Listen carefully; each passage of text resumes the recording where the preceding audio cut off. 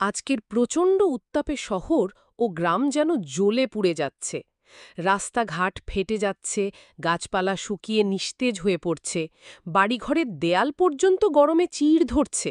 মানুষ ছায়ার খোঁজে দিশেহারা, কেউ ছাতা, কেউ রুমাল, আবার কেউ ভেজা গামছা দিয়ে মাথা ঢেকে চলাফেরা করছে। এই গরম কেবল আমাদের জন্য নয়, পশুপাখি, গাছপালা, প্রকৃতির প্রতিটি প্রাণের জন্য ভয়ঙ্কর কষ্টের কারণ হয়ে দাঁড়িয়েছে।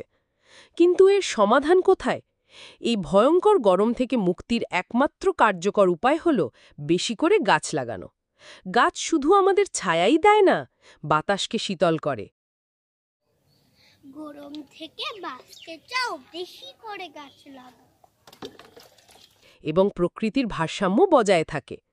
তাই আমাদের বৃক্ষরোপণ আন্দোলন, এই লক্ষ্য নিয়ে সানু2 ভ্লগস থেকে এই বার্তা দেওয়া হচ্ছে যে সবাই মিলে বড় আকারের বৃক্ষরোপণ কর্মসূচি হাতে নেওয়া প্রয়োজন। সবাই একসঙ্গে এগিয়ে আসতে হবে। প্রতিটি বাড়ির আঙিনায় প্রচুর পরিমাণে গাছ লাগাতে হবে। প্রতিটি গাছে নিয়মিত জল দিতে হবে, কারণ আমরা জানি একটি গাছ মানে একটি প্রাণ, একটি পরিবার, একটি ভবিষ্যৎ।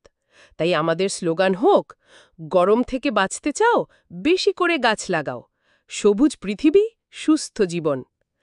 আসুন সবাই মিলে শপথ করি, আমরা গাছ লাগাবো, গাছকে ভালোবাসব, গাছের যত্ন নেব। আজকের এই অসহ্য গরম থেকে মুক্তির পথ শুধু গাছের মধ্যেই লুকিয়ে আছে।